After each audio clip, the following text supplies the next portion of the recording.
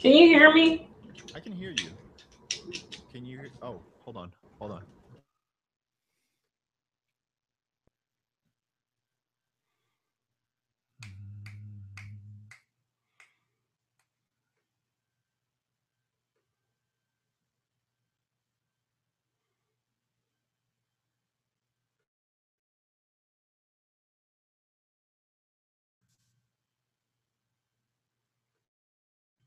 Hey, hey, check 1 2 1 2. Hey, 1 2 check. Hey, check 1 2 1 2.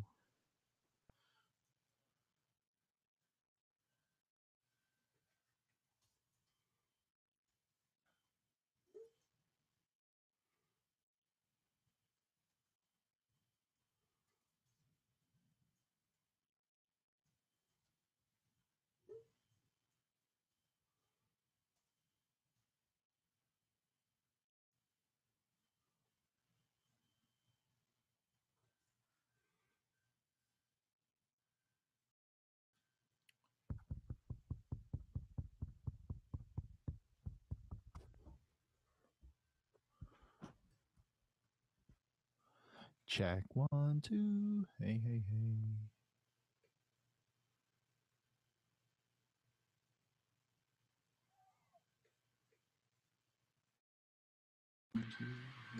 Hey, check 1 2. Hey, hey, check 1 2. Hey, hey, hey, hey, hey, check 1 2. Hey, hey, hey. Hey, hey, hey. Hey, hey, hey, hey, hey, hey.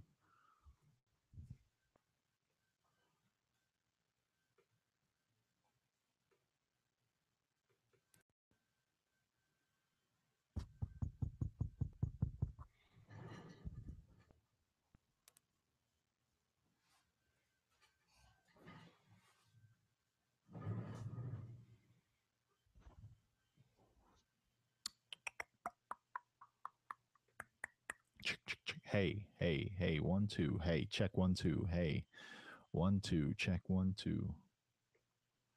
Hmm.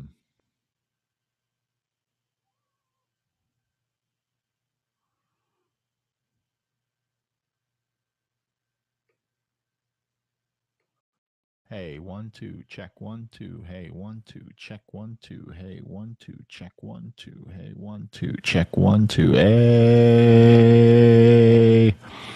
there we go. Check 1 2. Check 1 2. Check 1 2. Check 1 2. Check 1 2. Check 1 2. Check 1 2. Check 1 2. Check 1 2. Check 1 2. Check 1 2. Hey, hey, hey, hey. 1 2, check. Check 1. Hey, hey.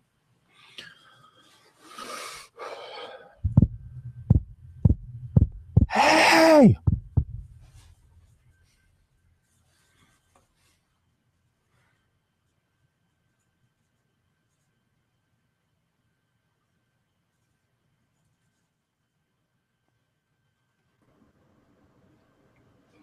What Hey. the heck?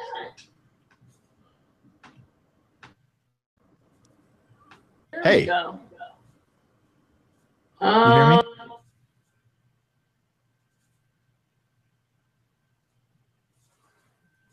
Do you hear me? Hello, hello, hello. I There hear it you. is. Do you hear me? But no, You don't hear me. Check. no. 1 2. Hey. It's weird because I see the audio is coming through. Mm. Hold on. Huh.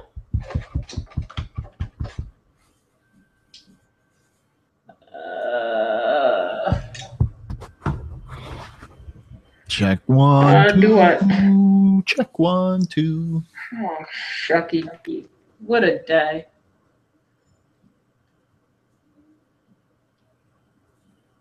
All right.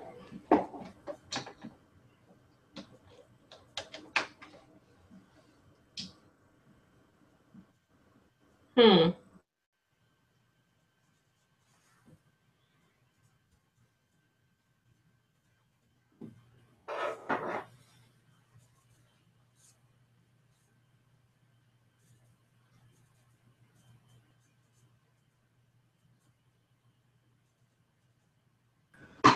Oh, there we go. Can you hear me?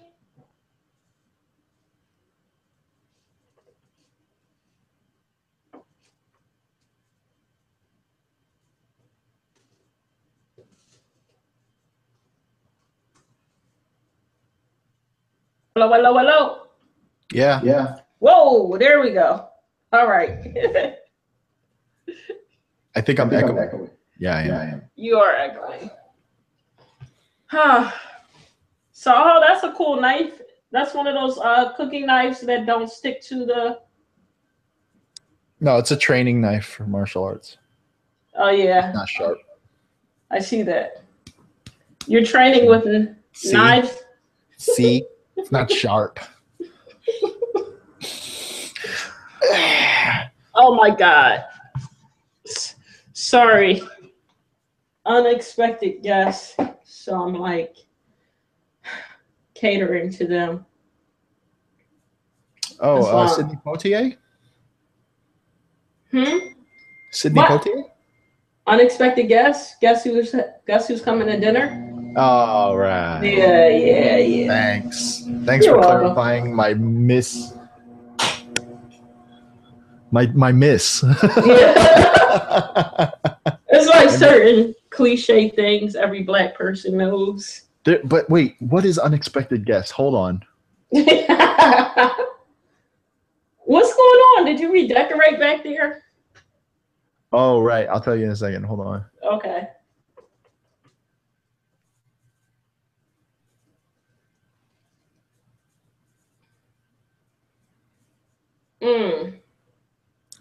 Okay, whatever. I think you just made that up. What's that? It's just no, like, it's a thing. It's a thing, but I was trying to figure out why I was connecting it to that movie. It's a 1947 movie. I feel like you didn't see this. I know that there's been like remakes of it, so I was trying to see if like one of the remixes was called Unexpected Guest. But I might just be crossing wires. To answer your question, that's one of my bookshelves, record shelves, that usually is up against that wall right next to the other one right there. Right. But if you look there, that's to the attic. Oh, you have an attic?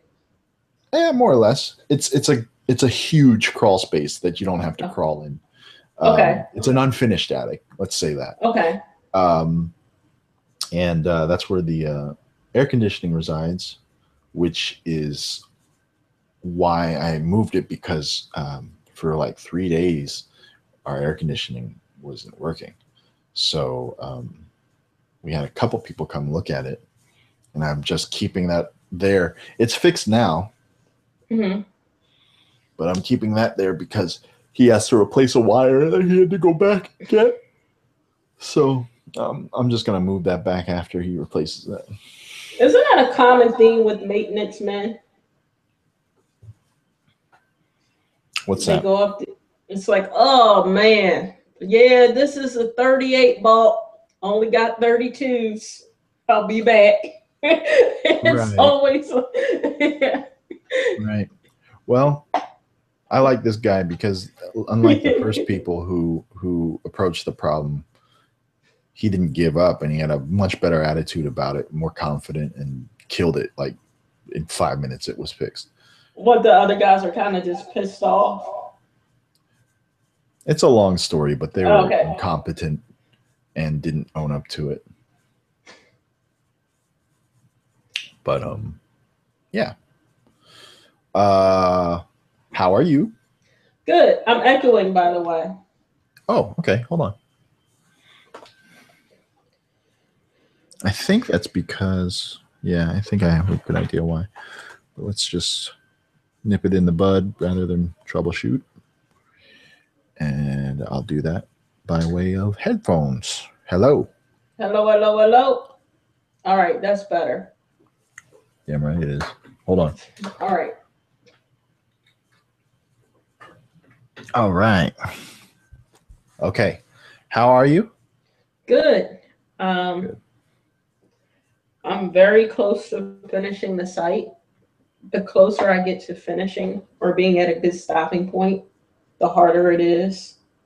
It's like you're super tired at the end of the race, and you're like, it's just a few more miles.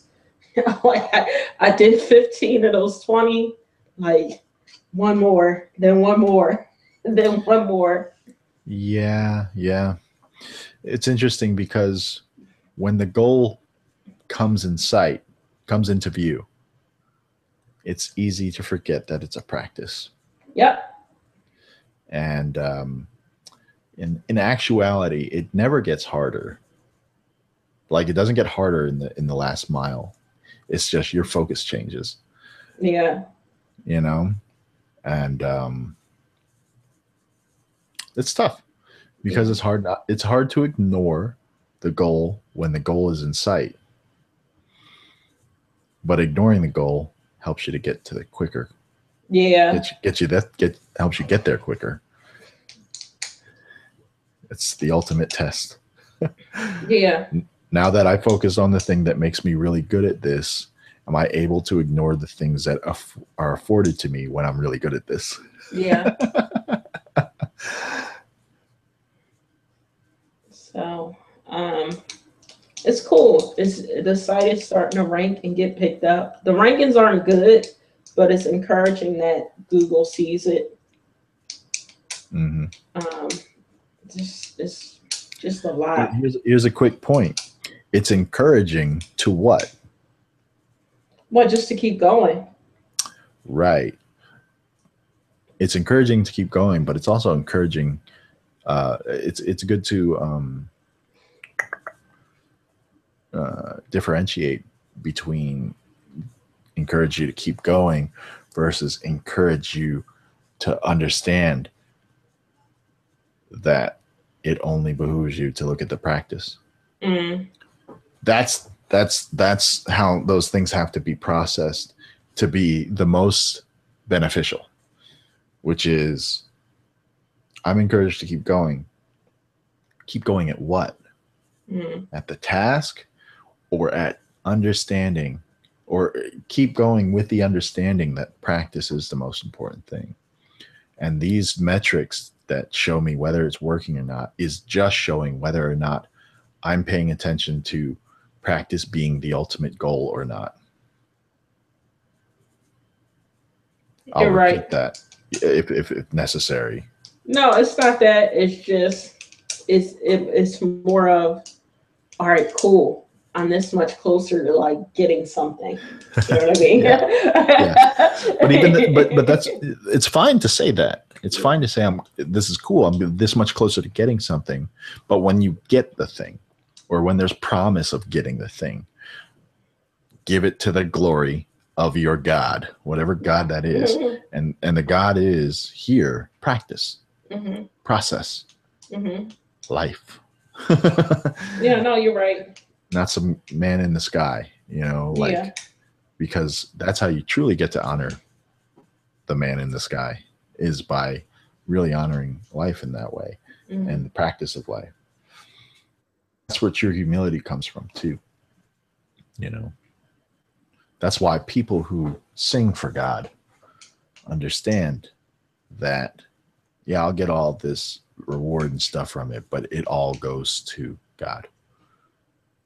It all gets, and that's really a sustainable thing if it's healthy. A lot of people make that not healthy in that particular scenario. The reward sense. The reward sense, but also like their vision of God, like Oh, okay. their interpretation of God rather is, if that's a sustainable thing, well then it's really healthy. If it's not a sustainable thing, then it becomes the very thing that people will lambast religion for. Yeah, yeah. You know what I mean? Yeah. So it's hard to remind yourself, but remind yourself that that's the goal. The No, you're goal is the right. process. Yeah. And And I was any of so the fruit is just proof that the process is the goal. Yeah. I have to do that all the time with myself. It's hard. It's really hard. Mhm. Oh I yeah. mean, it seems it's like just the fact that you understand what I'm saying is evidence enough of you doing that. You know what I mean? Because this is such a foreign concept to people that I was so ready to just repeat it and try to explain it differently. But you get it. You know what I mean? Because you're doing it. And when you're doing it and you get off a trajectory, it's really easy to write yourself back to the proper trajectory. If you were completely off, then what I'm saying right now would be like, I don't get it. No, yeah. The thing that I'm enjoying though, as I'm getting closer to finishing, is learning new tricks, new ways to solve problems, workarounds for things, which I find really exciting. But I definitely don't want to get caught up in the like solving the problems or whatever versus pushing through. It's really cool. I had an awesome conversation with Alex today. We had a killer conversation. It was really cool. And for years, here's one of the things that was a huge revelation for me to take away. Huge in effect, very slight in practice. So, or very slight in the difference of what I've known before to what I know now. It's a little nugget that has a huge impact. So what I've often found myself defending staying in a depressed place, staying in a question, staying in a problem, because much like I probably explained to you, I like to like relish those dark places because it gives me clarity on things, not only for me to be able to take with me in the future, but also increases my compassion for others, and also allows me to use it in scenarios like this where I'm helping others, you know. But there's something very key to that. I don't relish the dark places. I relish moving away from them. It's the journey away from the dark places that we like, not the dark place itself. Now that might seem very much a given, but it's again a very big difference between defending being in a dark place versus defending, no, I'm not in the dark place. That's how I'm even able to talk about it, because I'm transitioning away from it. And I think it's important for you to understand, like, you're not going to get caught up in the problem, you know, and you're not at risk of being caught up in the problem as long as you understand the clarity of what I'm talking about, which is you're never at risk at getting caught up in solving problems. You're only at risk of defining it as such, and then therefore you might distort what you actually caught up in, and that is solving them. It's cool to be caught up in solutions and enacting and finding solutions, but what you're trying to move away from is embracing the problem, you know. So I think it's a necessary distinction to make. You see the power of that, right? Yeah, it's, like, for example, I have some recipes on my site, the gelato site. And I found out there's a better way to structure those recipes so Google picks them up. So then I found a bunch of plugins that actually let you structure your recipes in a certain way. And I was like, well, I'm going to research these plugins. But then I decided I really don't know what I would like until I actually use the plugins. So today and I was doing that before I had to leave and come back for the lesson, but started testing out each of the plugins to see like which one would fit me best. Which most people probably would just grab one and go. But Right. you know what I mean? It's those sort of things that some people might consider time wasting. But it's like, well, I'd rather sit here and take the time and do it now and start off with the one that I think would suit me versus doing it and not really liking the outcome. Which is great because you're listening to your intuition to follow something that's seemingly, and when I say seemingly, I'm talking about by definition of other things other than your intuition is not productive. Mm-hmm. But you just listen to your intuition like, no, I want this. Mm-hmm. And therefore was able to get something out of it. And that's called ownership. Mm-hmm. Right? And that's a huge thing. Ownership is huge. Because when you do that, then everything else falls into place. It's really dope. That's really, really dope. Because it becomes increasingly difficult to know the difference when you operate off a set of rules that are attached to other things other than your intuition. Mm-hmm. Right? And you're working in a scenario where it's very much logic based, right? You're figuring out formulas for stuff. Mm-hmm. It's easy to get caught up in the practice of using formulas to move. The only formula that ever needs to be implemented is checking in with yourself constantly. You know, because what you say you will never do here, you're going to wind up needing to do at some point. But it's not going to be the same because it's going to be coming from a different place. And that makes all the difference in the world. Mm-hmm. So that's dope. Yeah. It's really exciting to actually have a plan and consistently work on it. Mm-hmm. Consistently work on it. And to be able to like be flexible with the plan. Yeah.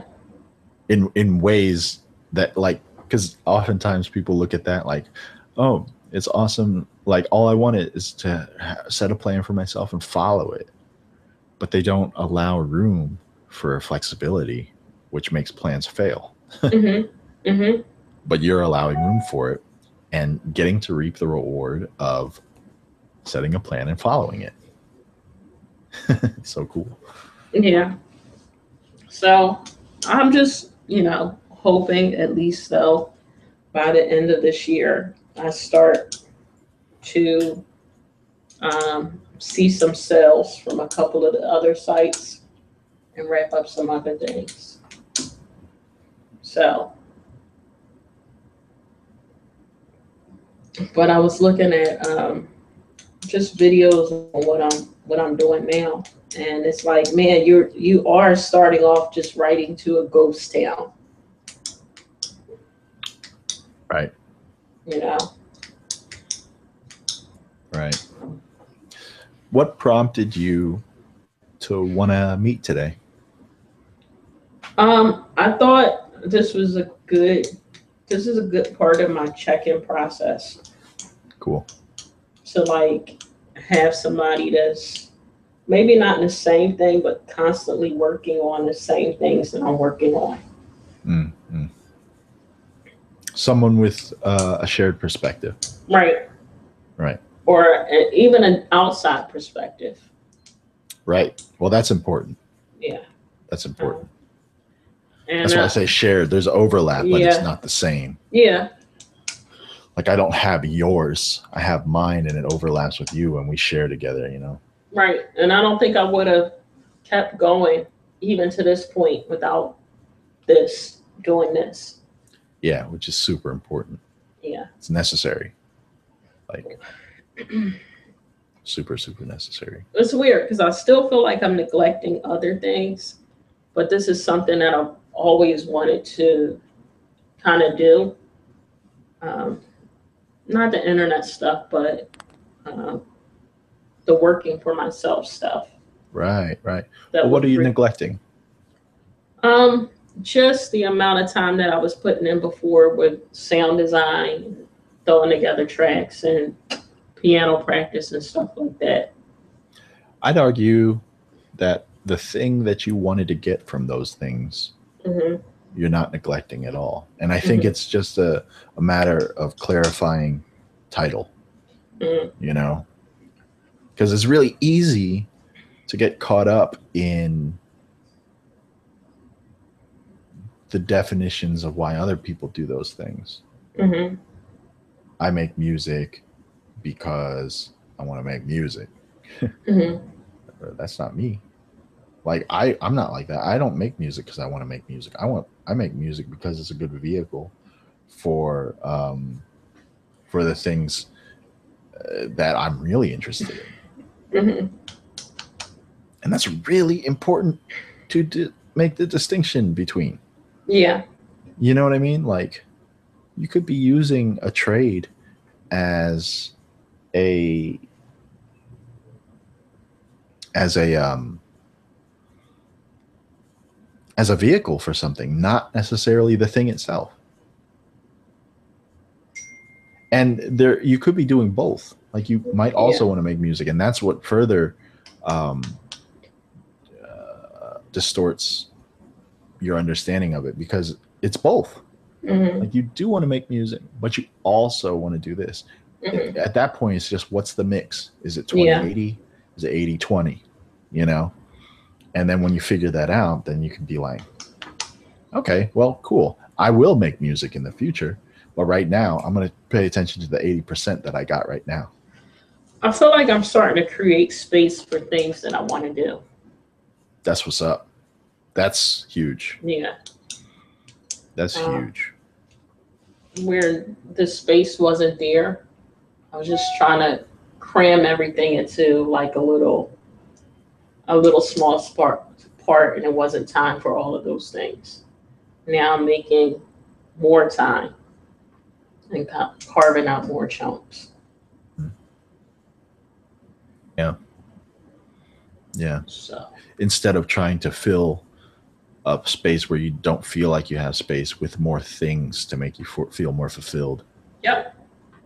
Yeah, which doesn't work. No, In no, fact, it's maddening. It's a maddening process, it is. you know. A good part of that was starting to go to the gym, getting a Mm-hmm. workout buddy. Mm-hmm. Um, Yeah, you it's know, huge. yeah, Very, very necessary. yeah. Yeah, I mean, I notice, and I still do it. Like, I still prioritize things before health. Here's the important thing: is like when you do that, you're essentially saying "fuck you" to yourself. It's true. And it has to be looked at that way. Like Hmm. that has to be first priority. You can't. And the funny thing is, if you look at relationships, we do this relate with relationships. You think that the best way to give someone else love is to give them love before you give yourself. Hmm. That's a quick way to create a process that's going to cause both of you pain. Hmm. And in fact, give them and yourself exactly the opposite of love. It has to come in priority. You have to come in priority before anything else. And, that's not necessarily something we're taught, especially with kids. Like, somebody asked me, it's all about them, right? Put your kids before anything. Yeah, except me. Yeah, I You know what just I mean? I haven't found, just from my personal experience, people who are able to make that statement and it be healthy. You haven't found that? No. It doesn't I, exist. yeah, I found that people are like, accept me, and then it's like never about them, the kids. Right.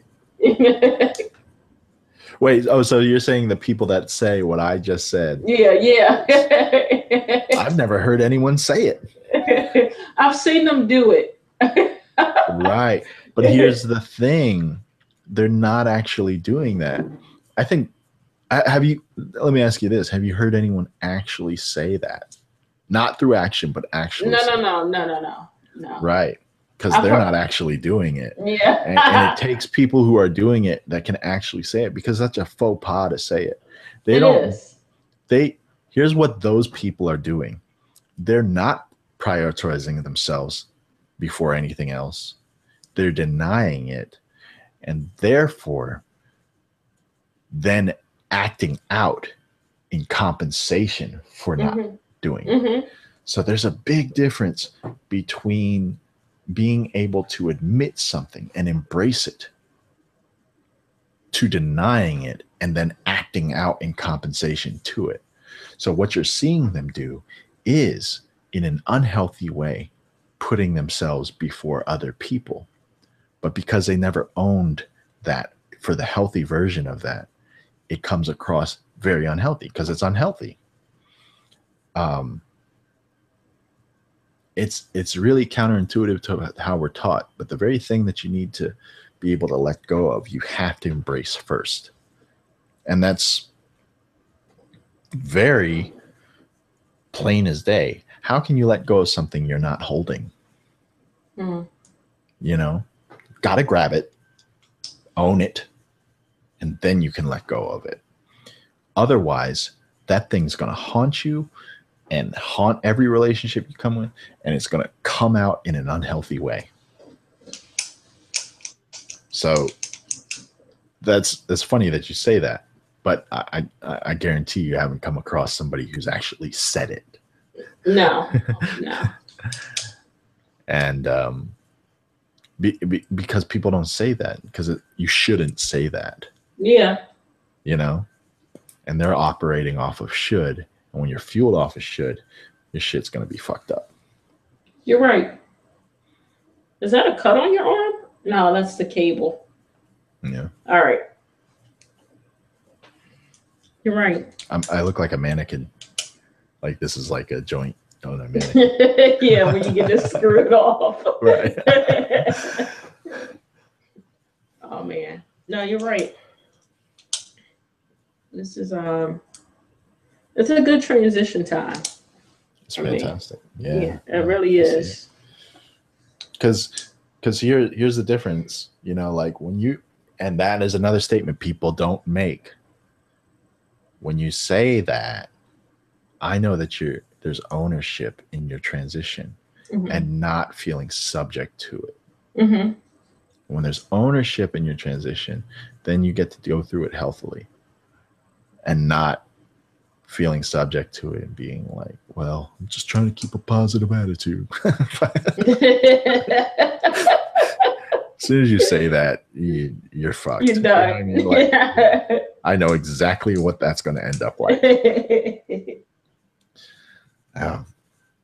Man, and it's such a crutch, and people don't even know it. People think that trying to keep hope alive, trying to keep a positive attitude, trying to focus on the good, people think that is the answer, when in fact, that is in fact the very opposite of the answer. Yeah. That is the problem itself.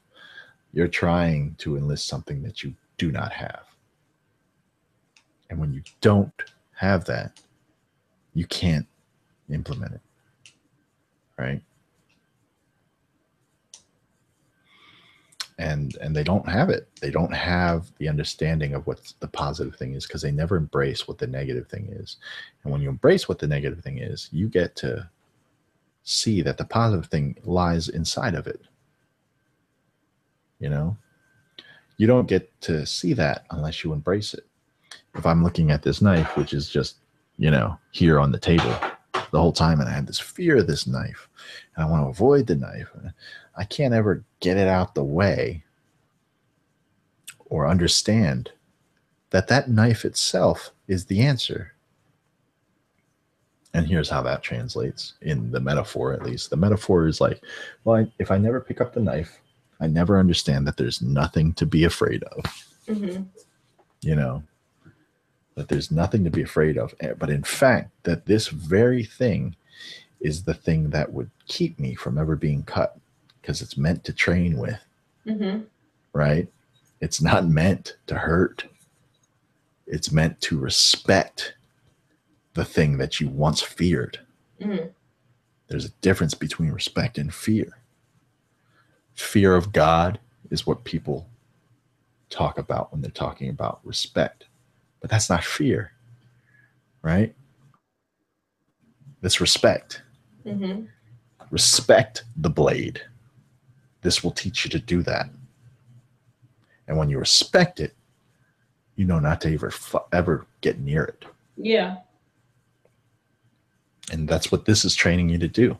It's not training you to know how to disarm and things like that. It's training you to tell you, like, hey, look, if someone ever pulls a knife on you, run, motherfucker. Because how many times have I touched you with this? Now imagine that that was real. Respect is inherent, you know? That's why, like, my dad gave me these, but he's using them right now. But it's called a shock knife. Now, it's hard to respect this as much as you respect a real blade. Right. Because once you know, then you can train with a lot more confidence. But a shock knife is the closest thing you can do to actually train without actually getting cut. But it's like it's a knife that's plastic, but it has an electrical element. Wow. And when you touch the trigger, it goes, you know, and when you get cut with it, it's warm like a cut. It hurts. It doesn't damage you like a knife would. But it hurts. But it hurts. And you're that much closer to respecting the blade when you do not want to get cut. And I've trained people with both of them, right? I train people with this, and I train them with the shock knife, and they react completely different. There's a lot more realism in the latter. A lot less bravado. Yeah. You see people, you know, grabbing like that. And that's what I want. You know, because that's real. Yeah. That's real. So and it always goes back to my first rule of knife fighting: run. I always trick people too. I say, okay, what's the first rule in knife fighting? And they'll be like, be on the alert, blah, blah, blah, blah, blah. And I'm like, no, run, motherfucker. You fail. You're dead. You're dead. Out of my dojo. Or rather stay here because you need this. I'd say get out if they said run. You're like, what do you need me for? But the funny thing is, there is purpose to training once you do understand that. And that is, sometimes you don't know when a knife is pulled. Sometimes you don't see it coming. And the only reason why we train is to further get in touch with our intuitive selves and make our intuitive selves be the ones driving, as opposed to the ones as opposed to the conscious self driving. This is how you really respect God, respect life, respect all these things, is you trust fall into yourself. And how you do that is you're taking your conscious mind, your head, and you're saying, get out of here. You're not driving. My body drives. And that's what I love about martial arts, is it taught me this inherently without me even knowing. And then like later I was able to make the connection, is that my unconscious self is a lot more divine than my conscious self. And that's why my first rule of getting out of your head is to get into your body. Not just because it makes sense to, if you're trapped up here, well, then escape here. But you know more than you think you know. But the thing that fucks us up is, like, we associate knowing with a conscious act with our head. But your body knows things too. And your body is actually the quickest gateway to get to some sort of divine movement or action or answer. Then this is a secondary organ. This is the primary. And I like to challenge people who consider themselves atheists, who don't believe in a higher power or a bigger power than themselves. Not to say all atheists believe that, but like people who believe that, I like to challenge them. Well, if you don't believe in something bigger than you, think of something bigger than you, right? Because you're associating this as you, and that's just not the case. This is bigger. By math alone, this is the greater thing. This is greater than this. And you can't disprove that. In fact, I can do nothing but prove it, if you even think to want to challenge it. So it's really cool to see the change happen in your life when you submit to that. I learned it consciously when I started submitting to it in music. I learned it unconsciously when I lived my life as a martial artist.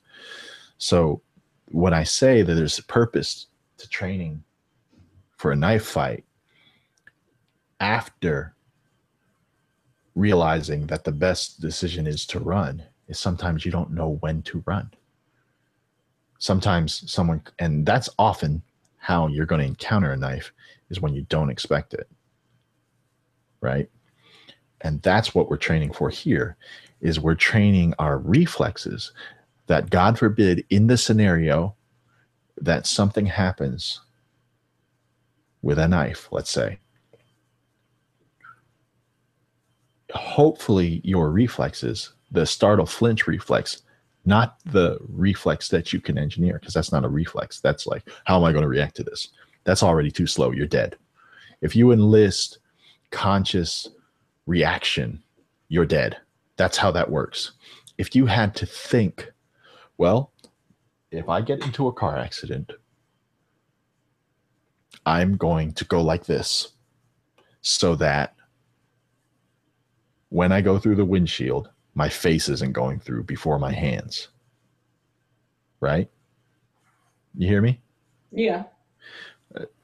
I just had to make sure you weren't frozen. If I have to think about that, well, then I'm already dead, because the actual time it takes to go from impulse, I'm getting into a car accident, up here, to action, which is this, impulse, getting in a car accident, to action. I've introduced an extra step, and extra steps make it take longer. So that's why we are pre-programmed with startle flinch reflexes, and those are the things that just, someone goes to throw something, you go like that, right? That could happen before you could even think about it. I'm sure you've been thrown something before and caught it and been like, right? In some sort of way. Yeah. Well, that's your secondary organ recognizing, holy shit. Like that just happened. Yeah, what just happened? That just happened. Like, I caught it, but I didn't catch it. Yeah. I caught it after the fact. Well, who is the I in that situation then? The greater part of you. And that's why we do train this, is because you want to retrain your startle flinch reflexes to go from because that's not going to help you with a knife, to which is hopefully maybe you still get cut, but your arm gets cut, and hopefully maybe you accidentally, by reflex, rake the eye at the same time, which gives you the time to then think to run. Right? Because your startle flinch reflex isn't to run. It's this. And if you're afforded enough time to survive the initial reflex, which is the fastest thing you could do, well, then you're afforded the time that allows you to then say, now run. And that can save your life. If you try to do it the other way around, if you try to go into a situation where you don't know that you're going to get cut with the thing that you know to do, which is to run, which is what I taught you in class, you know what I mean? Well, then you're going to die. Because if you're relying on what you know to get you through this scenario, you're going to die. And that sucks. No, it does. No, I know, but like it's very apparent. That's why it's just so that's why you have to trust something bigger than you first. And you when you're not practiced in trusting that, well, then your physical self doesn't allow, the greater part of you isn't in touch with the impulse. And that's all martial arts is to me. That's all what we're doing is training the motions over and over and over and over and over and over and over to kind of reprogram the way that our body responds to intuition and impulse. Because it's already got the response time. But what have you trained yourself to respond with? Knee-jerk reactions? Knee-jerk reactions are slower than startle flinch reflexes. At least the concept of them. My knee-jerk reaction is to be defensive. You know, if someone argues with me. Well, that's actually not what the impulse is telling you. The impulse is telling you this hurts. How you respond to hurt, that's the knee-jerk reaction. So I'm trying to, in this situation, respond to hurt with the most productive thing. Is this hurt valid? And what is it telling me to do? Is it telling me to change? Or is it telling me to fight back? Right? And that's in conversation, you're afforded that ability to think of those things. In this, you're not. So that's why the analog to that situation is, well, I'm going to train this reflex as opposed to this reflex. Right? And that's what we're doing here. We're getting more in touch with our ancient speed to do something. Our startle flinch reflex is something that everyone has. And reconnecting the patch bay, the circuits, and saying, oh, this, I've learned to connect it to this, but I think this is more productive if I connect the speed at which I do these things with this reaction, with this conscious reaction. And we're just training that, because there's some things that you can call upon via thought and some things that will electrically just happen, right? Mm-hmm. So that's why, you know, you think of it like life or death. You know, there's urgency in you remembering that practice is the most important thing, because it in another situation, it could mean your life. Mm-hmm. Very literally. Mm-hmm. And that's the thing that people don't connect with. Like, well, you know, I'll get caught up in the goals and stuff like that, but it behooves you, for your own safety, to make your reaction, to give the credit to the practice and not to the goal. Oh, it makes sense. Yeah. And it's, like you said, it's more sustainable, because the goal is not constant. But right. The practice is. Right. Right. Yeah. It's math. Yeah. It's like, well, what's the goal here? What can I continue to do forever? Well, you can always look at something as practice. You can't always rely on results.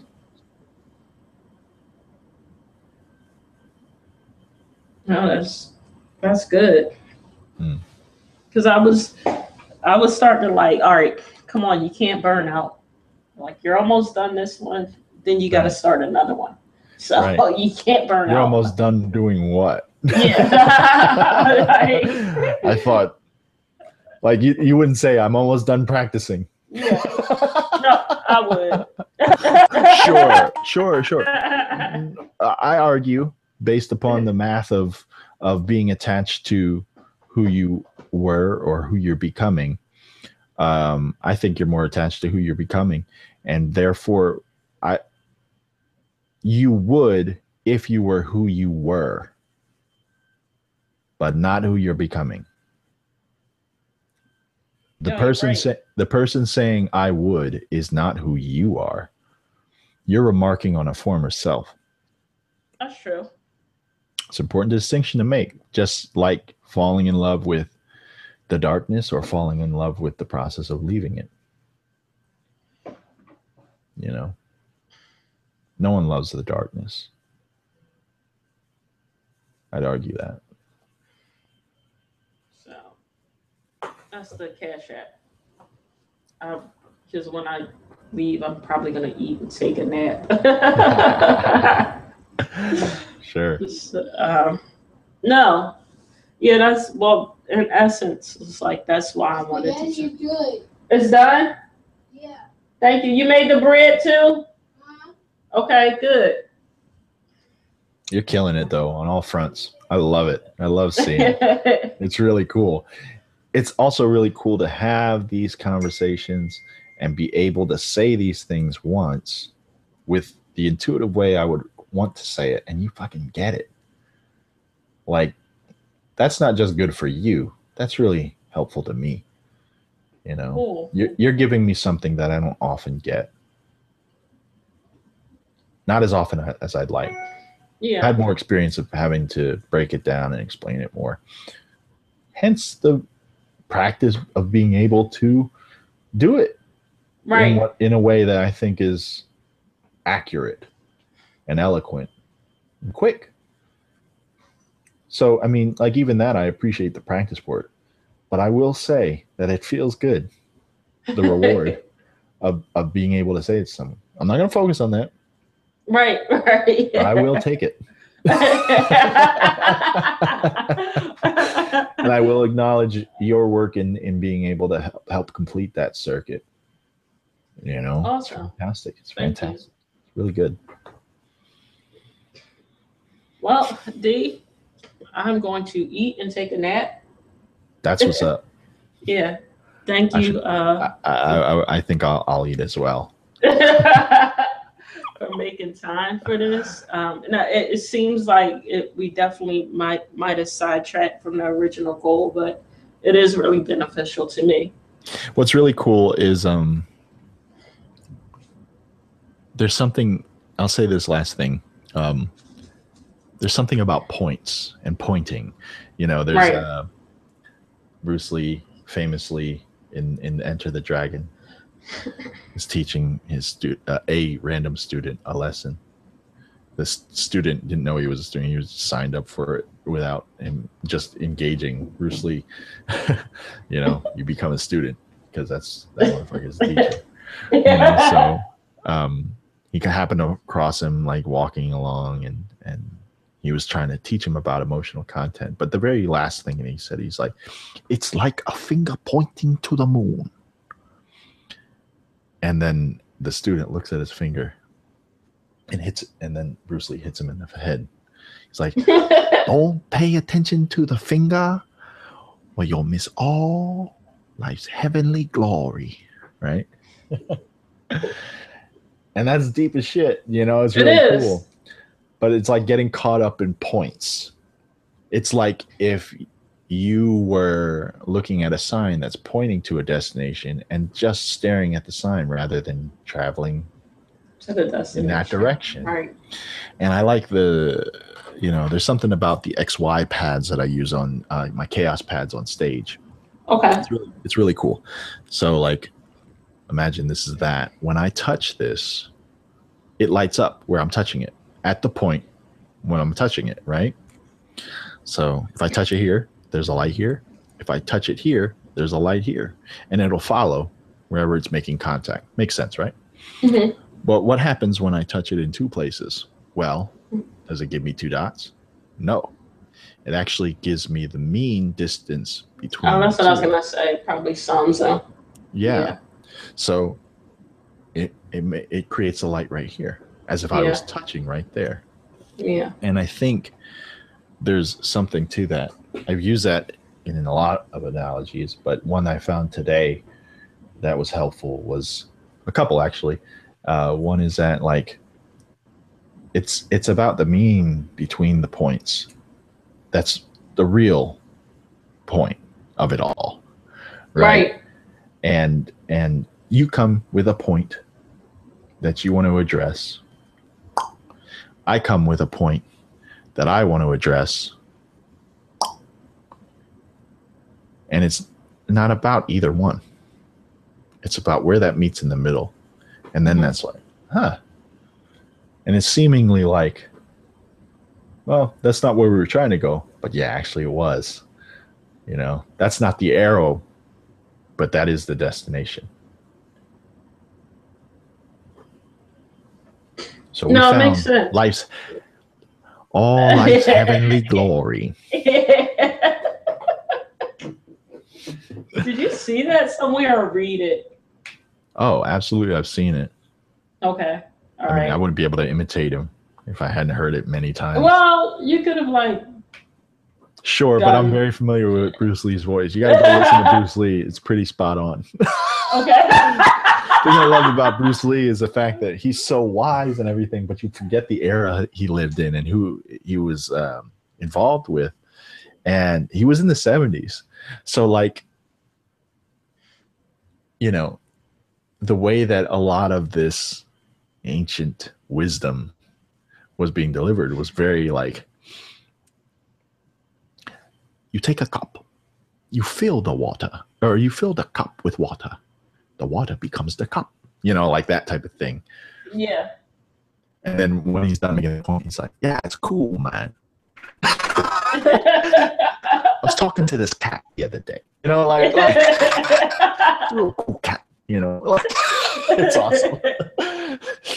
It's like when you see Michael Jackson chewing gum or something, it's just like, oh, yeah, there's actual earthly context given to someone that's just far and beyond a god. Yeah. I love it. I love it. But it's a cool scene. It's a cool All scene. right, D. Oh, you should check out Girls Trip. That movie is really funny. Okay, I will. If you like The Hangover, this is like The Hangover mixed with Bridesmaids. Nice. Yeah. That's kind of what it looks like. Yeah. Oh, and black. Yeah, with black girls. That's how movie executives make movies. They shuffle cards around. There's like there's a South Park episode of them determining I think subjects of new series, and it's like just dolphins randomly picking balls with words on them in a tank. That's what it is. Yeah, it's great. All right. All right. All right. See you, D. Peace. I love you. Bye. Bye.